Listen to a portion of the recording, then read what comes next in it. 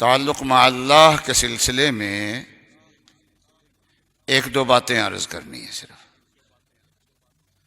کیونکہ ذکر اللہ کے لیے جب آتے ہیں ہم تو اللہ کے تعلق کے لیے آتے ہیں، تو اس سے پہلے تعلق مع اللہ کے بارے میں کوئی نہ کوئی بات عرض کر دی جاتی ہے تاکہ سبق ملے اور ہمارا اللہ تعالیٰ سے تعلق مضبوط سے مضبوط اور اچھا سے اچھا ہو۔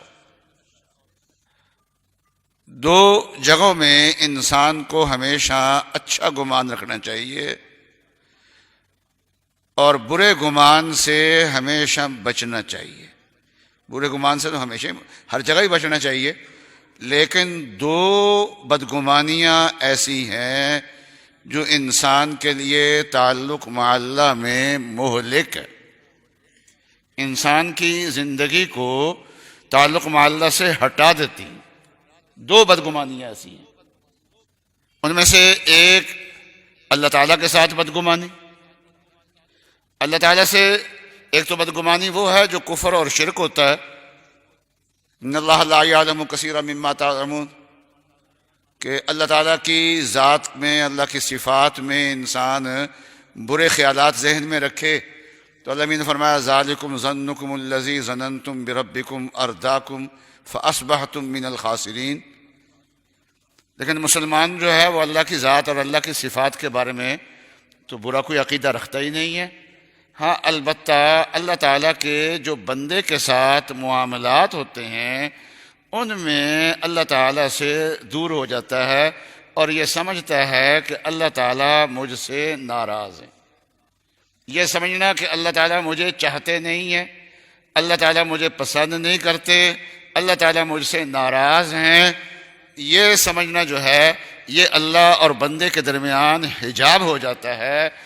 تو قرآن پاک میں ہے وَأَمَّا إِذَا مَبْتَلَاهُ، کبھی کبھی اللہ میاں آزمائش کرتے ہیں، فَقَدَرَ عَلَيْهِ رِزْقَهُ، اللہ تعالیٰ اس پہ اس کا رزق تنگ کر دیتے ہیں، تو بندہ نادانی کی وجہ سے اس وقت کیا کہتا ہے ربی اہانن، کہ میرے رب نے مجھے رسوا کر دیا، یعنی اللہ میاں مجھ سے راضی نہیں ہے، مجھ سے خوش نہیں ہے، اس لیے اللہ تعالیٰ نے میرے ساتھ ایسا برتاؤ کیا ہے، میرا رزق تنگ کر دیا ہے، میرے حالات ایسے کر دیے ہیں۔ تو حالانکہ یہ اللہ کی ناراضگی کا ذریعہ نہیں ہے۔ اگر یہ حالات اللہ کی ناراضگی کا ذریعہ ہوتے تو پھر انبیاء علیہ السلام پہ کیوں پیش آتے؟ کیونکہ انبیاء سے تو اللہ تعالیٰ کبھی بھی ناراض نہیں ہوئے۔ اہل بیت کے ساتھ کربلا کا واقعہ کیوں پیش آ گیا؟ صرف امام حسین رضی اللہ تعالیٰ عنہ کو شہید نہیں کیا۔ امام حسین کا نام تو اس میں چونکہ بڑے تھے اس لیے آ گیا، ورنہ حضرت علی رضی اللہ تعالیٰ عنہ کے بہت سارے بیٹے اس واقعے میں شہید ہوئے ایک ہی وقت میں، اور صرف ان کو شہید نہیں کیا گیا، جب وہ شہید ہو گئے تو ان کی لاشوں پہ گھوڑے دوڑائے گئے، اور اس پہ اکتفا نہیں کیا، آ کے یہاں جب بیٹھے ہیں کربلا والے میدان میں تو یہاں آ کے خیمے لگائے تھے، ان خیموں کو بھی جلا دیا گیا۔ یعنی کوئی ظلم ایسا نہیں ہے جو اس وقت ان سے ہو سکتا تھا اور انہوں نے نہیں کیا، پانی بند کیا۔ اور وہ اہل بیت کی خواتین باپردہ کہ جن کو کبھی سورج نے دیکھا ہو، تو ان کے خیمے جلا دیے گئے اور ان کو بھی باہر نکل کے کھڑا ہونا پڑا۔ کیا کوئی کہہ سکتا ہے کہ اللہ تعالیٰ کی امام حسین سے نعوذ باللہ کوئی ناراضگی تھی؟ ناراضگی نہیں، باقی جنت میں جائیں گے لیکن گروپ لیڈر نہیں ہوں گے۔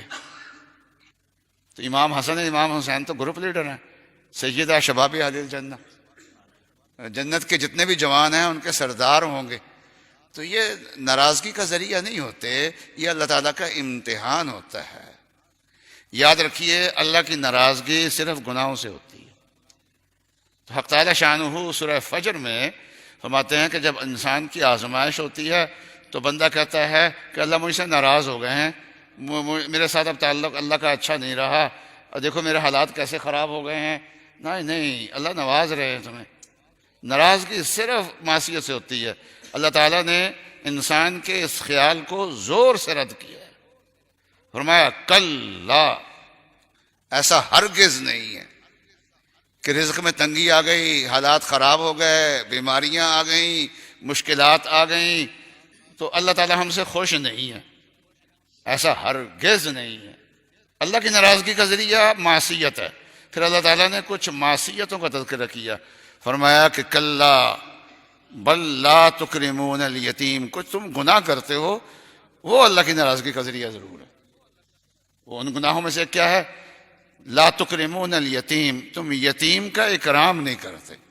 اسے یہ معلوم ہوا کہ کسی کے گھر میں یا کسی کے زیر کفالت کوئی یتیم ہو تو اس کے روٹی کپڑے کا انتظام کر دینا یہ کافی نہیں، بلکہ اس کو عزت دینا بھی ضروری ہے۔ اللہ یہ نہیں کہا تم روٹی نہیں دیتے یتیم کو، بلکہ فرمایا تم اس کی عزت نہیں کرتے، اعزاز کے ساتھ، عزت کے ساتھ اس کو زندگی دینا کہ مواقع دینا، یہ اللہ تعالیٰ چاہتے ہیں کہ ایسا ہونا چاہیے۔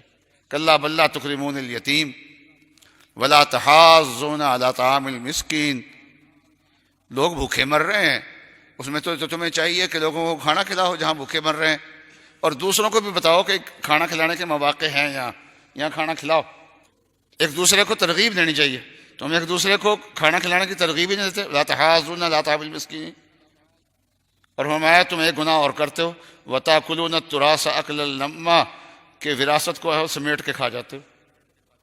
باپ مرا، بڑا کوئی خاندان کا مرا، وراثت تقسیم کرنے کی بجائے جس کے ہاتھ جو لگا لے کے کھا گیا، دے اڑا۔ یہ اللہ کی ناراضگی کا ذریعہ ہے۔ وَتَأْكُلُونَ التُّرَاثَ أَكْلًا لَمًّا، فرمایا کہ ایک گناہ اور ہے، وَتُحِبُّونَ الْمَالَ حُبًّا جَمًّا، تم مال سے بہت زیادہ محبت کرتے ہو، ٹوٹ کے محبت کرتے ہو مال سے۔ کسی درجے میں تو محبت ہوتی ہے، نہ محبت ہو تو آدمی کاروبار ہی نہ کرے، کوئی پیسہ کمائے ہی نہ، لیکن اس حد تک تو ہے کہ آدمی کاروبار کرے، زندگی چلے، اس حد تک مال کی طرف رغبت وہ تو ٹھیک ہے، لیکن یہ ہے کہ بہت ٹوٹ کے مال سے محبت کرنا کہ اللہ اور رسول کے احکام پامال ہونے شروع ہو جائیں، یہ ناراضگی کرے۔ لیکن یاد رکھیں معصیت سے اللہ کی ناراضگی ضرور ہوتی ہے، لیکن پھر بھی اللہ تعالیٰ سے تعلق ہمارا منقطع نہیں ہوتا، یہ یاد رکھیں۔ معصیت اللہ کی ناراضگی کا ذریعہ ضرور ہے، لیکن اس کے باوجود اللہ تعالیٰ سے ہمارا تعلق منقطع ہو جائے، کٹ جائے، ایسا نہیں ہوتا۔